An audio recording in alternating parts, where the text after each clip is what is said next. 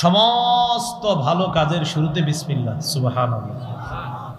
সব ভালো কাজের শুরুতে কি? বিসমিল্লাহ। এটা হেলায় খেলায় উড়াইয়া দিবেন না কথাটা, এটা গুরুত্ব সহকারে নেবেন যে বিসমিল্লাহ এটা গুরুত্বপূর্ণ। আল্লাহর নামে শুরু করা। দোকানের শাটার খুলবেন, বিসমিল্লাহ। শাটার বন্ধ করবেন, বিসমিল্লাহ। চা কাউর হাতে দিবেন, বিসমিল্লাহ।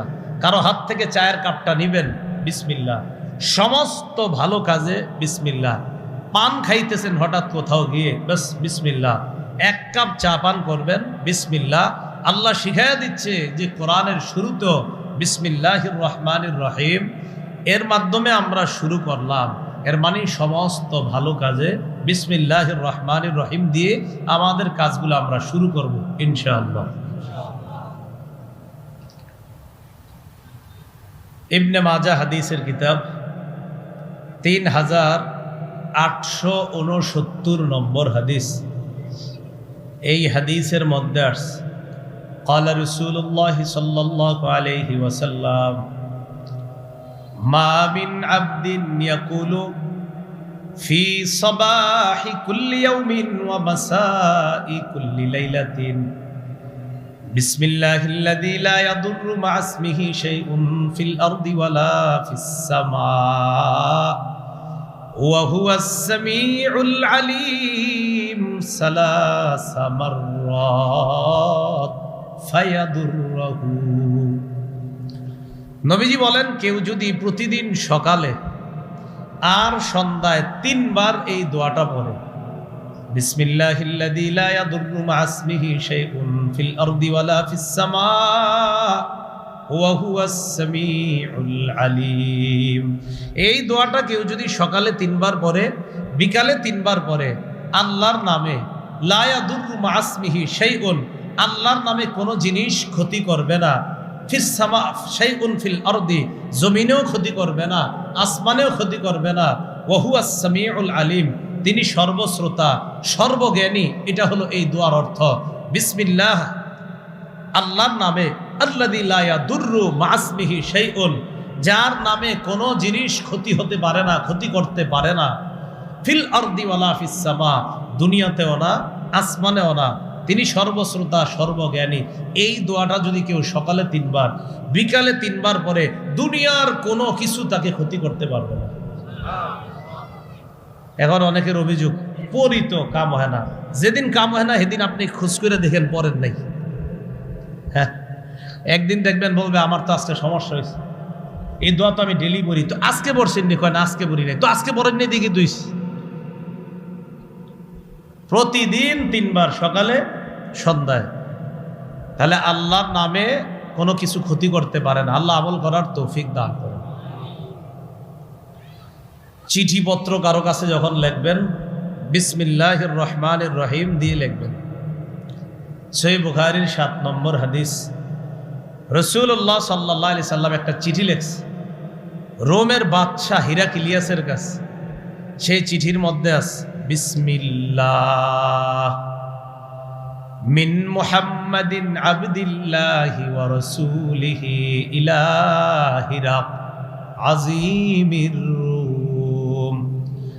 রোমের বাদশাহ হিরাক্লিয়াসের কাছে আল্লাহর বান্দা এবং আল্লাহ রসুল মুহাম্মদ সাল্লাল্লাহু আলাইহি সাল্লামের পক্ষ থেকে চিঠি। আল্লাহর নামে আমি মুহাম্মদ সাল্লাল্লাহু আলাইহি সাল্লাম তোমার কাছে দাওয়াত নামাজে আমি লিখলাম, বিসমিল্লাহ দিয়ে আমার চিঠিটা আমি শুরু করলাম।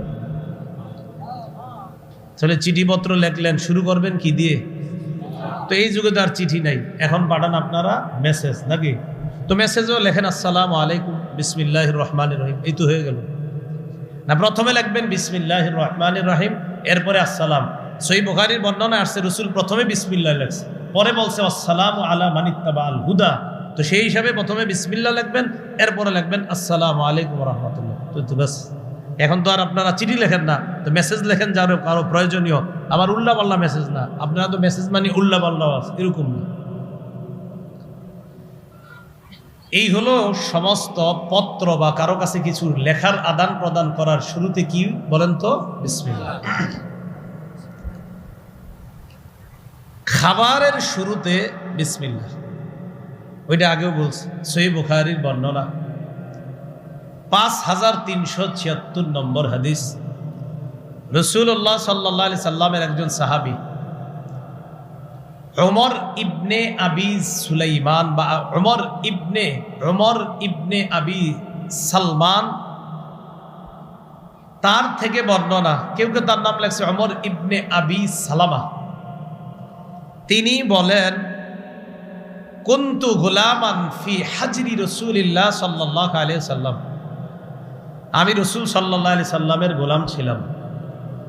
ওয়া কানাত তাতিশু ফি ইয়াদিস সাহফা, একসাথে খাইতে বসলে, দাওয়াত ও তাবলীগের সাথীরা যখন খাইতে বসি বা আমাদের এই বিভিন্ন মজলিসে সুন্নাহ পদ্ধতিতে যখন আমরা খাই, 4 জন 5 জন এক প্লেটে যখন বসি আমরা, এরকম হয় না অনেক সময়? তো গোলাম বলেন, কানাত তাতিশু ফি সাহফা, আমার হাত পুরা প্লেটের চারদিকে ঘুরতো, মানে ওখান থেকে লইতাম, এখান থেকে নিতাম, এমনি খাইতাম। হাদিসের প্রথম শিক্ষা, নবীর গোলামকেও নবী তার প্লেটে অংশগ্রহণ করাইতেন। এটা প্রথম কথা। নবীর গোলাম তো কি হয়েছে, গোলাম নবী যেই প্লেটে খাইতেন সেখানেও তারে বসায় খাওয়াইতেন। এটা আমাদের বাড়িওয়ালাদের জন্য শিক্ষা, চাকর বাকররে পাশে দাঁড় না করায়া তাদের সাথে অন্তত নিজ প্লেটে না হইলেও পাশের প্লেটে খাইতে দেওয়া। তো ওমর তিনি বলেন, আমার হাতটা খালি প্লেটের চারদিকে ঘুরে। ফাকালা লি রাসূলুল্লাহি সাল্লাল্লাহু আলাইহি ওয়াসাল্লাম, আল্লাহর নবী আমাকে বললেন, ইয়া গুলাম সাম্মিল্লাহ, হে ছেলে তুমি আল্লাহর নাম নাও, বিসমিল্লাহ পড়বা। ওয়াকুল বিয়ামিনিকা, ডান হাতে খাইবা। ওয়াকুল মিম্মা ইয়ালিকা, সামনে থেকে খাইবা। 3টা সুন্নত শিখলাম। 1 নাম্বার বিসমিল্লাহ বলে খাইবা। 2 নাম্বার ওয়াকুল বিয়ামিনিকা, ডান হাতে খাইবা, ওই যে একটু আগে ডানের হাদিস গেছে। 3 নাম্বার ওয়াকুল মিম্মা ইয়ালিকা, তোমার সামনে থেকে তুমি খাইবা, আরেকজনের গোস্ত ওইটা না খাওয়া দরকার নাই। প্লেটে বসলে বিরিয়ানি দিলে তো হইছি কাম নাকি? সবাই খালি বিরিয়ানি থাইকা যায়, কিন্তু আরেকটা জিনিস বিরিয়ানিটা থাইকা যায়, ওইটা থাকে না। হ্যাঁ, ঘটনা কি? একসাথে খায়, বিরিয়ানি আপনার বাড়ে, ওইটা বাড়ে না, এটা শেষ হয়ে যায়। আরেকজনেরটা না নেওয়া। রাসূল সাল্লাল্লাহু আলাইহি সাল্লাম বললেন, বিসমিল্লাহ বলে খাও, ডান হাতে খাও, তোমার সামনে থেকে তুমি খাও। নবীজির গোলাম বলেন, এরপর থেকে জিন্দিগি তো এই সুন্নাহ পালনে আমার ভুল হয় না, আমি সারা জীবন নবীর এই কথার উপর আমল করছি। করবো তো ইনশাল্লাহ আমরা আমল। তাহলে আমরা সমস্ত কাজের শুরুতে কি বলবো? বিসমিল্লাহ। রাতের বেলা যখন হয়, মাগরিবের সময়টা খুব গুরুত্ব দিয়ে শোনেন কথাটা, মাগরিবের সময়, ওই সময় ঘরের শিশু যারা আছে তাদেরকে আটকায় রাখবেন। শিশুদেরকে ওই সময়টা চেষ্টা করবেন তারা যেন বাহিরে না যায়, ওই সময় যেন তারা বাহিরে না যায়, খুব চেষ্টা করা। বুখারীর বর্ণনা 3280 নম্বর হাদিস, জাবের রাদিয়াল্লাহু তাআলা আনহু থেকে বর্ণনা, তিনি বলেন, ক্বালা রাসূলুল্লাহ সাল্লাল্লাহু আলাইহি ওয়াসাল্লাম, ইযা তাজনাহাল লাইল আও ক্বালা জুনহুল লাইল, নবীজি বলেন, ইযা তাজনাহাল লাইল, সূর্য অস্ত যাওয়ার পর যখন সন্ধ্যা নেমে আসে, সূর্য অস্ত গেছে, সন্ধ্যা নেমে আসছে, নবীজি বলেন, কুফু সিবিয়ানাকুম, তোমরা তখন তোমাদের বাচ্চাগুলাকে আটকায় রাখবা, শিশুদেরকে আটকায় রাখবা। সূর্য অস্ত যাওয়ার পর সন্ধ্যা যখন নেমে আসে, আল্লাহ নবী বলেন, কুফু সিবিয়ানাকুম, শিশুদেরকে তখন আটকায় রাখবা। ফাইন্নাশ শায়াতিনা তানতাশিরু হিনাইযিন, আল্লাহ নবী বলেন, শয়তান তখন দুনিয়ার চারদিকে ছড়ায়া পড়ে। মাঝে মাঝে আইসা গো, হুজুর ছেলের উপরে আসর পড়ছে, তোর বই তো আপনি ওই সময় তো ছেলেরে ঘরে আটকায় রাখেন নাই, মেয়েটারে আটকায় রাখেন নাই, তো আসর বদ আসর তো তার উপর হবেই। নবীজি বলেন, তখন শয়তান ছড়ায়া পড়ে। ওই সময় তোমরা সন্তানদেরকে আটকায় রাখবা। ফাইদা যাহাবা সাআতুম মিনাল ইশা, রাতের কিছু অংশ যখন চলে যায়, ফাখাল্লুহুম, তখন আবার তাদেরকে ছেড়ে দাও। তাহলে রাতের কিছু অংশ গেলে ছেড়ে দিও, কিন্তু রাতের শুরু অংশটা সূর্যাস্তের পর যখন সন্ধ্যা নামে শিশুদেরকে আটকায় রাখো, কিছু অংশ যাওয়ার পর তাদেরকে ছেড়ে দিবা, তখন আর সমস্যা নাই। আর কি করবা তখন? ওয়া আগলিক বাবাকা ওয়াযকুর ইসমাল্লাহ, ঘরের দরজাটা আটকায় দিবা বিসমিল্লাহ বলে। ঘরের দরজা আটকাবো কি বলে? রাতের বেলা আপনার বিবি ঘরের দরজা আটকায় রাখবে বিসমিল্লাহ বলে। আপনি যখন অফিস থেকে যাইবেন রাত 8টা 9টা 10টার দিকে, দরজা যখন নক করবেন, বিবি যখন দরজা খুলবে, খোলার আগে পড়বে বিসমিল্লাহ। দরজা বন্ধ করার সময়ও বিসমিল্লাহ, দরজা খোলার সময়ও বিসমিল্লাহ। তো নবীজি বলেন দরজা বন্ধ করবা, বিসমিল্লাহ পড়বা। এরপর ওয়াউকি সিকাআকা ওয়াযকুর ইসমাল্লাহ, তুমি যেই গ্লাসে পানি পান করো ওই পান পাত্রটা ঢাইকা রাখবা বিসমিল্লাহ বলে। রাতের বেলা শোয়ার সময় পাশে গ্লাস রাখেন না, বিসমিল্লাহ বলে ওইটা ঢাইকা রাখবেন। এরপর নবী বলেন ওয়াখাম্মির ইনাআকা ওয়াযকুর ইসমাল্লাহ, তুমি তোমার বাসন তোষণ তরি তরকারি ভাতের ডেক ডেকচিগুলা বিসমিল্লাহ বলে ঢেকে রাখবা। ফ্রিজের মধ্যেও যদি রাখেন ঢাইকা রাখা দরকার। নবী বলেন ওয়ালাউ তারুদু আলাইহি শাইআ, পুরা ঢাকনা যদি দিতেও না পারো, সামান্য কিছু একটা হলেও ওই পাত্র আর পান পাত্রের উপর রেখে দাও। পুরা ঢাকনাটা নাই, আপনি কিছু একটা বিসমিল্লাহ বলে রেখে দেন, মানে পুরাটা ঢাকার মতো আপনার কাছে কিছু নাই, তো ছোট একটা কিছু হইলো আপনি, নবী বলছে বাস কিছু একটা আপনি বিসমিল্লাহ বলে ওটার উপর রেখে দেন। কি কথাগুলো বুঝে আসছে সবার? পুরা আপনার কাছে পানপাত্র ঢাকার বড় কিছু নাই, তো নবীজি বলছে নাই ওয়ালাউ তারুজু আলাইহি শাইআন, ছোট কিছু হইলো ওইটা ওখানে রাইখা দাও, বাকি বিসমিল্লাহ বলো। তো কথাগুলো মনে থাকবেনি সবার? তাহলে বিসমিল্লাহ করে দরজা আটকানো, দরজা খোলা, পানপাত্রের উপরে কিছু রাখা বিসমিল্লাহ বলে, বাসন তোষণ ডেকচির মধ্যে ভাত আছে তরকারি আছে এগুলোর উপরেও বিসমিল্লাহ বলে কিছু একটা রাইখা দেওয়া। আল্লাহ আমল করার তৌফিক দান করেন। কাপড় পরিধান যখন করবেন তখনও বিসমিল্লাহ পড়বেন। এমনকি আমরা যখন অজু ইস্তেঞ্জা করি, কখনো প্রস্রাবখানায় যেতে হয় আমাদের, কখনো টয়লেটে, লজ্জার কিছু না, তখন লজ্জাস্থান প্রকাশ হয় কিনা ওখানে? প্রস্রাবখানা টয়লেটে গেলে লজ্জাস্থান প্রকাশ হয় কিনা? রসুল সাল্লাল্লাহু আলাইহি সাল্লাম বলেন শয়তান তখন তোমাদেরকে নিয়ে খেলা করার খুব চেষ্টা চালায়। ওই মুহূর্তে কি করবা? রাসূলুল্লাহ সাল্লাল্লাহু আলাইহি সাল্লাম বলেন, ইবনে মাজার 297 নম্বর হাদিস, ক্বালা রাসূলুল্লাহ সাল্লাল্লাহু আলাইহি ওয়াসাল্লাম সিতরু মা বাইনাল জিন্নি ওয়া আওরাতি বনি আদম আইয়াকুলা বিসমিল্লাহ, জিন এবং আদম সন্তানের সতরের মাঝে পর্দা বা আবরণ হলো ওই বান্দা পড়বে বিসমিল্লাহ। ইজা দাখালাল কানিফা, বান্দা যখন ওযু করতে যায়, ইস্তিনজা করতে যায়, টয়লেটের মধ্যে যায়, প্রস্রাবখানায় যায়, তখন ওই বান্দা পড়বে বিসমিল্লাহ। এই বিসমিল্লাহ পড়ার কারণে শয়তান আর তার লজ্জাস্থানের মাঝে আল্লাহ প্রতিবন্ধকতা তৈরি করে দেয়, নাহলে শয়তান লজ্জাস্থান নিয়ে খেলা করে। তাহলে এই কথাগুলো গুরুত্ব দেন। বাচ্চা ও তো বিসমিল্লাহ পারে না, যেই বাচ্চাটা, ওকেও যখন আপনি কমোডের মধ্যে বসান বিসমিল্লাহ বলে ওকে বসান।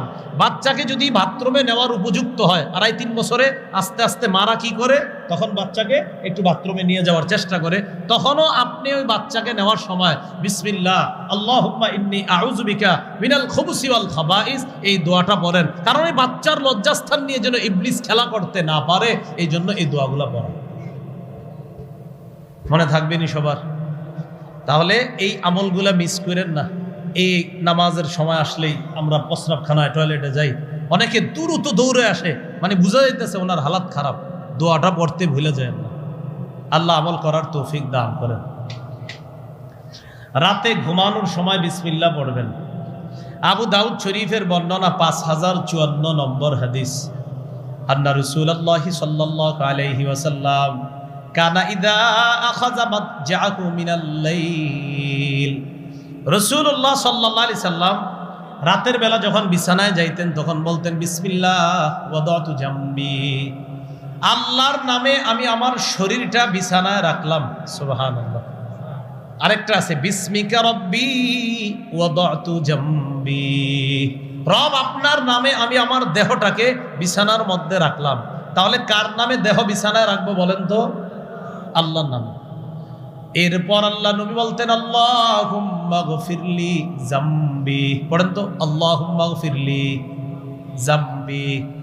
এটা নবী আমগরে শিখিয়ে দিছে, তোমরা পড়বা আল্লাহুম্মা গফিরলি জামবি, আল্লাহ আপনি আমার গুনাহ মাফ করে দেন। নবীর তো গুনাহ নাই, এই নবী এটা পইরা আমগরে শিখিয়ে দিছে যে দোয়া করবা যে আল্লাহ যেন তোমারে মাফ করে। এক নাম্বার বিসমিল্লাহ বলে দেহ মাটির মধ্যে রাখা, বিছানায় রাখা। পুরা দোয়াটা যদি না পারেন পড়বেন বিসমিল্লাহির রহমানির রহিম।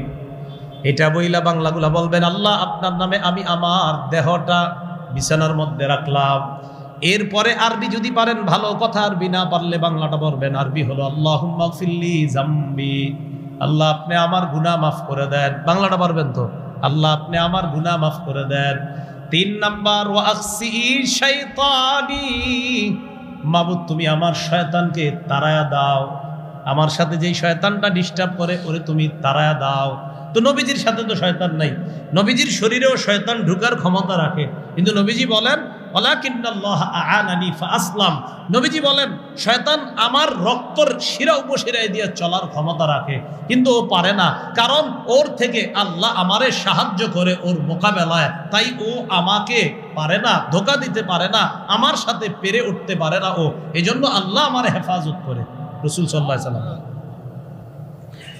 3 নাম্বার বললেন আকসি শাইতানি, আল্লাহ আমার শয়তানটারে তাড়ায়া দেন। 4 নাম্বারে বলবেন ও ফুক্কারিহানি, আল্লাহ আমার ঘাড় আপনি মুক্ত করেন, ঘাড় মুক্ত করেন, বিপদ আপদ যত কিছু আছে সব থেকে মুক্ত করেন, ঘাড় মুক্ত করেন। এরপর সুন্দর একটা কথা নবী শিখায়া দেয় ওয়াজআলনি ফিন নাদিয়িল আ'লা, আল্লাহ নেককার মানুষ যারা, সবচাইতে মর্যাদাবান বান্দা যারা, তাদের অন্তর্ভুক্ত আমারে বানায়া দেন। বাংলাটা শুনেন, আল্লাহ আপনার নামে দেহটা বিছানায় রাখলাম, আল্লাহ আমার গুনাহ মাফ করেন, আল্লাহ আমার শয়তানটা তাড়িয়ে দেন, আমার ঘাটটা মুক্ত করেন। আল্লাহ নেককার মানুষ যারা, সর্বোচ্চ নেককার যারা, তাদের অন্তর্ভুক্ত আমাকে আপনি বানায়া দেন। যাই হোক, প্রথমে আসি, মূল কথায় আসি, বিসমিল্লাহ বলে দেহটা বিছানায় রাখা, এই মনে থাকবেন ইনশাআল্লাহ। আচ্ছা, হাসবো না কেউ, এখন যে হাদিসটা বলবো কেউ হাসবো না, বলে মন দিয়ে শুনবো, সাবধান। রাসূলের হাদিসের সময় কোনো যেখানে হাসা আছে সেখানে হাসবো, যেখানে হাসি নেই হাসবো না। সহিহ বুখারী 6338 নম্বর হাদিসের বর্ণনা, 388 নম্বর হাদিসের বর্ণনা। যখন আপনি আপনার বিবির সাথে সম্পর্ক করবেন, বিবির সাথে বিছানায় যখন পবিত্র বৈধ সম্পর্ক স্থাপন করবেন, তখন আপনি বিসমিল্লাহ পড়বেন। এটা রাসূল শিখিয়ে দিয়েছে। قال رسول الله صلى الله عليه وسلم لو أن أحدكم إذا أراد أن يأتي أهله فقال بسم الله اللهم جنبنا الشيطان وجنب الشيطان ما رزقتنا। তোমাদের কেউ যখন তার বিবির কাছে যায়, গমন করে, পবিত্র সম্পর্ক কায়েম করতে চায়, তখন ওই ব্যক্তি পড়বে বিসমিল্লাহ আল্লাহুম্মা জান্নিবিনাশ শাইতান, আল্লাহ আপনি আমাকে আর আমার বিবিকে, আমাদের দুইজন আপনার কাছে দোয়া করতেছি, জান্নিবিনাশ শাইতান, আমাদের দুইজন থেকে আপনি শয়তানকে দূরে রাখেন।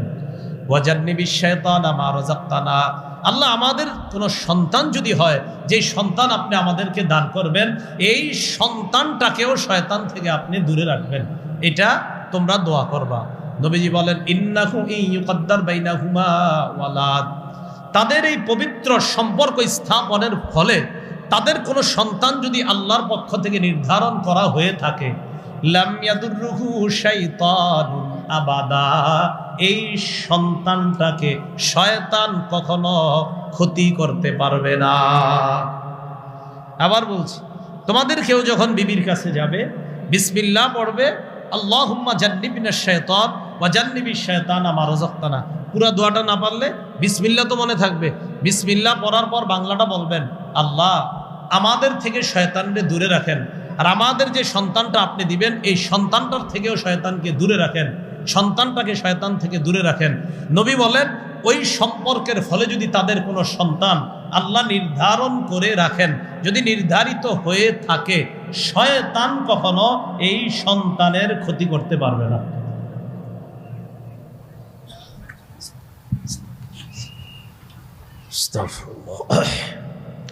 এই হলো আপনার রাতে ঘুমাতে যাওয়ার সময় এই আমল করা।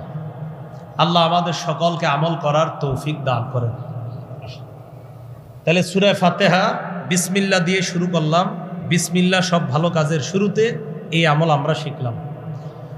চলেন সূরার প্রথম আয়াতে যাই। আলহামদুলিল্লাহি রাব্বিল আলামিন। সমস্ত প্রশংসা আল্লাহর, যিনি বিশ্ব জগতের রব। সমস্ত প্রশংসা কার? বলেন কার? তো আমরা তো মানুষেরও প্রশংসা করি, কি করি না? শুরুতে একটা আলিফলাম আছে, এই আলিফলামটাকে আলিফলামে ইস্তিগরাক অথবা ইখতিসাসের জন্য আনা হয়েছে। সমস্ত প্রশংসা আল্লাহর জন্য, আর এটার নাম যদি হয় ইখতিসাস তাহলে অর্থ হবে সমস্ত প্রশংসা আল্লাহর জন্যই খাস। বলেন সমস্ত প্রশংসা কার জন্য খাস? এটা কেমনে? এই চেয়ার বানাইছে কে? বলেন মিস্ত্রি। কে বানাইছে? মাশাআল্লাহ কি সুন্দর চেয়ার। তাহলে মিস্ত্রি বানাইছে। মিস্ত্রির মেধা অনেক ভালো। মিস্ত্রির বানাইছে কে? আরে বলেন কে? তো মূলত প্রশংসা হলো কার? এই জন্য চেয়ার যে বানাইছে, যদিও তার প্রশংসা করি, আসলে এটা তার প্রশংসা না, বরং তারে এত সুন্দর মেধা যিনি দিয়েছে তার প্রশংসা। এই জন্য মুফতি শফি রহমতুল্লাহ আলাইহি লেখছেন, সারা পৃথিবীতে যত জায়গায় মানুষের প্রশংসা হয়, এই প্রশংসার যোগ্য মূলত মানুষ না, মূলত ওই মানুষ যেই কারণে প্রশংসা অন্যের থেকে পায়। মানুষ চিন্তা করতে হবে, আমি প্রশংসা কেন পাইলাম? আচ্ছা আমার মেধার কারণে। আমি প্রশংসা কেন পাইলাম? আচ্ছা আমার টাকার কারণে। আচ্ছা আমি প্রশংসা কেন পাইলাম? ব্যবসায় উন্নতি করার কারণে। আচ্ছা ব্যবসায় আমার উন্নতি দেওয়ার বুদ্ধিটা কে দিল? ও আল্লাহ দিছে। তো মুফতি শফি রহমতুল্লাহ আলাইহি বলেন, দুনিয়াতে যত প্রশংসা হয় সব প্রশংসার মূলে আল্লাহ। সব প্রশংসার মূলে কে? তো আলহামদুলিল্লাহ সমস্ত প্রশংসা কার? এক নম্বর আয়াতে আল্লাহ বলেন, আলহামদুলিল্লাহিল্লাযী খালাকাস সামাওয়াতি ওয়াল আরদা ওয়া জাআলাজ যুলুমাতি ওয়ান নূর। সমস্ত প্রশংসা আল্লাহর, যিনি আসমান সমূহ সৃষ্টি করেছেন, জমিন সৃষ্টি করেছেন। সূরা বানী ইসরাঈলের 111 নম্বর আয়াতে আল্লাহ বলেন, আলহামদুলিল্লাহিল্লাযী লাম ইয়াত্তাখিজ ওয়ালাদা ওয়া লাম ইয়াকুল লাহু শারীকুন ফিল মুলক ওয়া লাম ইয়াকুল লাহু শারীকুন ফিল মুলকি ওয়া লাম ইয়াকুল লাহু ওয়ালিয়্যুম মিনাদ-দুল্লি ওয়া কাব্বিরহু তাকবীরা। নবী আপনি বলেন সমস্ত প্রশংসা আল্লাহর। লাম ইয়াত্তাখিজ ওয়ালাদা, যিনি কোনো সন্তান গ্রহণ করেননি। ওয়া লাম ইয়াকুল লাহু শারীকুন ফিল মুলক, রাজত্বে যার কোনো অংশীদার নাই, সমস্ত প্রশংসা তার। বলেন তো রাজত্বে কোনো অংশীদার নাই কার? তাহলে সমস্ত প্রশংসা কার? আল্লাহ। সূরা কাহফ 1 নম্বর আয়াত আল্লাহ বলেন, আলহামদুলিল্লাহিল্লাযী আনজালা আলা আবদিহিল কিতাব ওয়া লাম ইয়াজআল লাহু ইওয়াজা। সমস্ত প্রশংসা আল্লাহর, যিনি তার বান্দা মুহাম্মদ সাল্লাল্লাহু আলাইহি সাল্লামের উপর কিতাব নাজিল করেছেন। তাহলে বলেন তো রাসূল সাল্লাল্লাহু আলাইহি সাল্লামের উপর কিতাব নাজিল করেছেন কে? তো আল্লাহ বলেন সমস্ত প্রশংসা আল্লাহর, যিনি তার বান্দার উপর কিতাব নাজিল করেছেন। এবার চলে যাই সূরা ফুরকানের 1 নম্বর আয়াত। ওখানে হামদ শব্দে নাই, তবে সেখানে অন্য শব্দে আল্লাহর প্রশংসা আছে। সূরা আনকাবুতে আমরা চলে যাই। আল্লাহ পাক রব্বুল আলামিন সূরা নামল 19 নম্বর পারা শেষ পৃষ্ঠা, সূরা নামলের 59 নম্বর আয়াত আল্লাহ বলেন, কুলিল হামদুলিল্লাহ ওয়া সালামুন আলা ইবাদিহিল্লাযীনা ইসতাফা। আপনি বলেন সমস্ত প্রশংসা আল্লাহর, ওয়া সালাম, শান্তি বর্ষিত হোক তার নির্বাচিত বান্দাদের উপর। তাহলে সমস্ত প্রশংসা কার? আল্লাহর। সূরা নামলের 59 নম্বর আয়াতে আল্লাহ শিখিয়ে দিলেন সমস্ত প্রশংসা আল্লাহর। হুজুররা বা ইমাম সাহেবরা অথবা আলেমরা মুনাজাত শেষ করে কেমনে কোন তো আপনারা সবাই সুবহানা রাব্বিকা রাব্বিল ইজ্জাতি আম্মা ইয়াসিফুন ওয়া সালামুন আলাল মুরসালিন ওয়ালহামদুলিল্লাহি রাব্বিল আলামিন। কেমনে শেষ করেনি? সূরা ওয়াস-সাফাত আয়াত নাম্বার 182। সুবহানা রাব্বিকা রাব্বিল ইজ্জাতি আম্মা ইয়াসিফুন। তারা যা বলে এর থেকে আপনি পুত পবিত্র, আপনি হলেন রব, আপনি হলেন সম্মানের রব, আপনি হলেন ইজ্জতের রব। বেঈমানরা আপনার যে কথা বলে আপনার ব্যাপারে এর থেকে আপনি পুত পবিত্র। ওয়া সালামুন আলাল মুরসালিন, যারা রসুল, যারা মুরসালিন, যারা আপনার পাঠানো পয়গম্বর তাদের উপর শান্তি। ওয়ালহামদুলিল্লাহি রাব্বিল আলামিন, সমস্ত প্রশংসা আল্লাহর যিনি বিশ্ব জগতের রব। 24 নম্বর পারায় যাই, চলেন 24 নম্বর পারা 13 নম্বর পৃষ্ঠা। আল্লাহ পাক রব্বুল আলামিন স্পষ্টভাবে 24 নম্বর পারার 13 নম্বর পৃষ্ঠা, হ্যাঁ ঠিক আছে 13 নম্বর পৃষ্ঠা, সূরা মুমিন আয়াত নাম্বার 65। আল্লাহ বলেন হুয়াল হাইয়্যু লা ইলাহা ইল্লা হুয়া ফাদউহু মুখলিসিনা লাহুদ্দিন। আল্লাহ চিরঞ্জীব, তাকেই তোমরা একনিষ্ঠভাবে ডাকো। আলহামদুলিল্লাহি রাব্বিল আলামিন, সমস্ত প্রশংসা আল্লাহর যিনি বিশ্ব জগতের রব। যিনি কি বলেন তো? বিশ্ব জগতের রব। সূরা ফুরকানের যেটা বলছিলাম সেখানে আছে এমন তাবারাকাল্লাযী নাযালাল ফুরকানা আলা আবদিহি লিয়াকুনা লিল আলামিনা নাযীরা আল্লাযী লাহু মুলকুস সামাওয়াতি ওয়াল আরদ ওয়া লাম ইয়াত্তাখিয ওয়ালাদা ওয়া লাম ইয়াকুল লাহু শারীকুন ফিল মুলক ওয়া খালাকা কুল্লা শাইইন ফাকাদ্দারাহু তাকদীরা। সেখানে আসছে বরকতময় ওই সত্তা যিনি আসমান জমিন সৃষ্টি করেছেন, রাজত্ব তার, ক্ষমতা তার। বলেন তো রাজত্ব কার? ক্ষমতা কার? এবার সুন্দর একটা কথা আল্লাহ পাক রব্বুল আলামিন আমাদেরকে শিখিয়ে দিচ্ছেন। আগে আপনাদের থেকে আমি স্বীকৃতি নেই, বলেন এই দুনিয়ার রাজত্ব কার? আখেরাতে রাজত্ব কার? তাহলে দুনিয়াতে সব প্রশংসা হবে কার? আখেরাতেও কার? দেখেন আল্লাহ কি বলেন, ইউসাব্বিহু লিল্লাহি মা ফিস সামাওয়াতি ওয়া মা ফিল আরদ লাহুল মুলকু ওয়া লাহুল হামদ। আল্লাহ বলেন আসমান জমিনের যারা আছে সবাই তার তাসবিহ পাঠ করে। লাহুল মুলকু, রাজত্ব তার, প্রশংসা তার, তিনি সব বিষয়ের উপর ক্ষমতাবান। তো আমরা জানি দুনিয়াতেও রাজত্ব আল্লাহর, আখেরাতেও রাজত্ব আল্লাহর। অতএব দুনিয়াতেও সমস্ত প্রশংসা আল্লাহর, আখেরাতেও সমস্ত প্রশংসা আল্লাহর। আরেকটা আয়াত আছে, দাঁড়ান, লাহুল মুলকু ওয়া লাহুল হামদু ফিল আখিরা ইয়ালামু মা ইয়ালিজু ফিল আরদ ওয়া মা ইয়াখরুজু মিনহা। কই আছে এটা? 27 পারা, হ্যাঁ 27 পারা, দেখেন 27 নম্বর পারা 17 নম্বর পৃষ্ঠা। আল্লাহ পাক রব্বুল আলামিন বলেন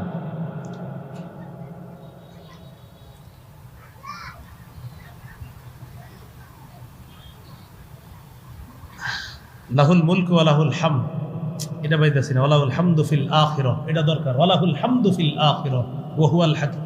সূরা সাবা 22 নম্বর পারা, সূরা সাবা। ফিল আখিরাটা চাইতেছি আমি, সূরা সাবা 22 নম্বর পারা 7 নম্বর পৃষ্ঠা পেয়ে গেছি। আলহামদুলিল্লাহ পড়েন। সূরা সাবার 1 নম্বর আয়াতে আল্লাহ কি বলে দেখেন, আলহামদুলিল্লাহিল্লাযী লাহু মা ফিস সামাওয়াতি ওয়া মা ফিল আরদি ওয়া লাহুল হামদু ফিল আখিরা। সমস্ত প্রশংসা আল্লাহর, আসমান এবং জমিনের রাজত্ব সবকিছু যার। ওয়ালাহুল হামদু ফিল আখিরা, আল্লাহ বলেন আখিরাতেও সমস্ত প্রশংসা আল্লাহর। এটা খুঁজতেছিলাম। তাহলে দুনিয়াতে সব প্রশংসা কার? দুনিয়াতে সব রাজত্ব কার? তাই প্রশংসা সব কার? এবার আসেন আখেরাতে রাজত্ব কার? তো আল্লাহ বলেন ওয়ালাহুল হামদু ফিল আখিরা, অতএব আখেরাতে সমস্ত প্রশংসাও আমার। তাহলে আখেরাতে রাজত্ব আল্লাহ, আখেরাতে প্রশংসা আল্লাহ। এখন আসেন সূরা ফাতিহার 1 নম্বর আয়াত থেকে জানলাম সমস্ত প্রশংসা আল্লাহর। দুনিয়াতে আমরা মাঝে মাঝে মানুষের প্রশংসা করি, মানুষের প্রশংসা লিমিটেড প্রশংসা জায়েজ আছে। বলেন কি প্রশংসা জায়েজ? আনলিমিটেড প্রশংসা একজনের, তিনি কে? আল্লাহ। লিমিটেড প্রশংসা জায়েজ আছে এর দলিল সহিহ বুখারীর বর্ণনা 6085 নম্বর হাদিস। এই হাদিসের মধ্যে আসছে ইস্তাজানা উমর আলা রাসূলিল্লাহি সাল্লাল্লাহু আলাইহি ওয়াসাল্লাম। একবার নবীজির সাহাবী ওমর ফারুক রাদিয়াল্লাহু তাআলা নবীজির কাছে অনুমতি চাইলেন। ঘরের বাহিরে দাঁড়ায় রইছে, হুজুর আমি ওমর ভিতরে আসতে চাই। ওয়া ইনদাহু নিসাউম মিন কুরাইশিন ইউকাল্লিমনা ওয়া ইস্তাকসিরনাহু আলিয়াতান আসওয়াতুহুন্না। নবীজির সামনে তখন একদল কুরাইশি মহিলা, এই মহিলারা জোরে জোরে আওয়াজে কথা বলতেছে নবীর সামনে। হযরত ওমর ফারুক তখন ঘরের বাহিরে। ভিতরে আল্লাহর নবীর কানে সংবাদ যায়, ইয়া রাসূলুল্লাহ ইয়া হাবিবাল্লাহ, আপনার সাহাবী ওমর ঘরের বাহিরে দাঁড়িয়ে আছে, আপনার কাছে অনুমতি চায়। ফাআদিনা লাহু রাসূলুল্লাহ সাল্লাল্লাহু আলাইহি ওয়াসাল্লাম। আল্লাহর নবী হযরতে ওমরকে ঘরে ঢোকার অনুমতি দিয়ে দেয়। হযরতে ওমর যখন ঘরের মধ্যে যায়, যাওয়ার সময় দেখে ওয়া রাসূলুল্লাহ সাল্লাল্লাহু আলাইহি ওয়াসাল্লাম ইয়াদহাক। ওমর যখন ঘরে যায়, যাওয়ার সময় দেখে আল্লাহর নবী হাসতেছে, নবীর দাঁত দেখা যায়।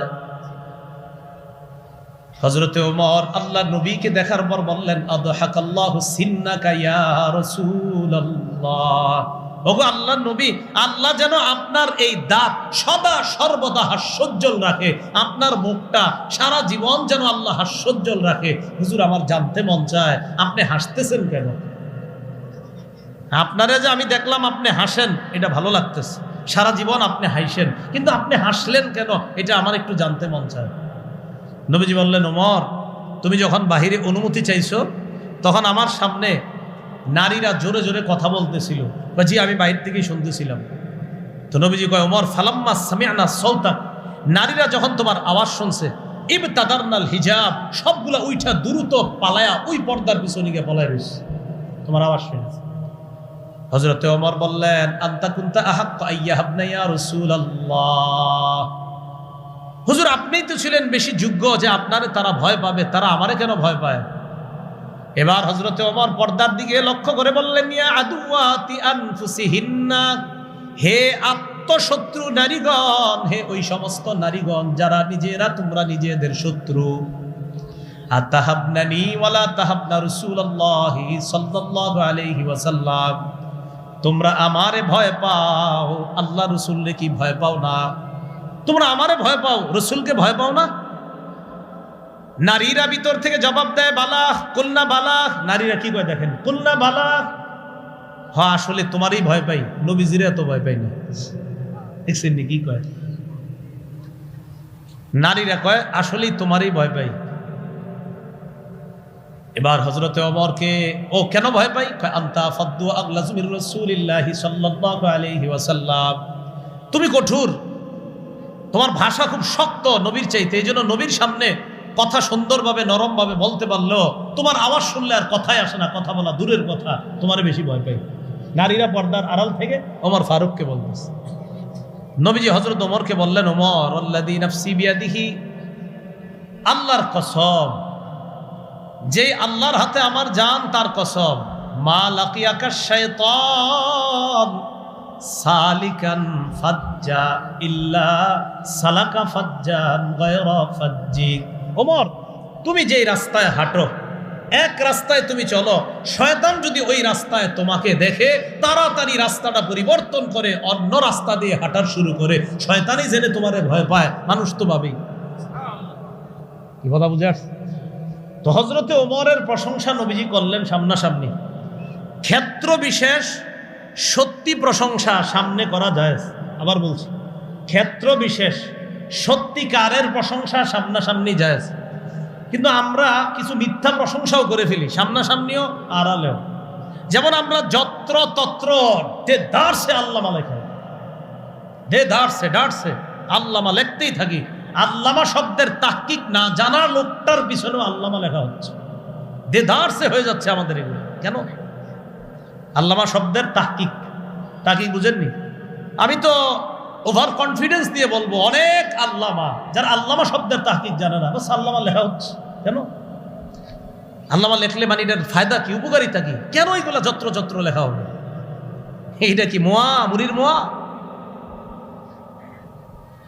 প্রশংসা, যথাযথ প্রশংসা জায়েজ, মাত্রা অতিরিক্ত প্রশংসা হারাম, না জায়েজ। রাসূলুল্লাহ সাল্লাল্লাহু আলাইহি সাল্লাম বলেন, ইজা রাআইতুমুল মাদ্দাহিন, যখন অতিরিক্ত চাটুকার প্রশংসাকারীদেরকে দেখবা, ফাহসু ফি উজুহিহিমুত তুরাব, তাদের চেহারার মধ্যে বালু মারবা। কি মারবা? হ্যাঁ, মুসলিম শরীফের বর্ণনা। নবীজির এক সাহাবী ওসমান গনির পাশে বসা, প্রশংসা করছে, হাতে তুইলা বালু মারছে, একদম সত্যি সত্যি পাথর সহ মারছে। হযরত ওসমান গনি গাই, তুমি কি করলা? নবীজি কইছে তাই মারলাম। কিন্তু মেরে দিছে, সত্যি সত্যি মেরে দিছে। এই যুগে আর বালু মারা যাবে না। এই যুগে কি করা? এই যুগে ধমক দেওয়া, বলে দেওয়া, ভাই আমার নামের বিষয়গুলো বললেন না, লেখেন না।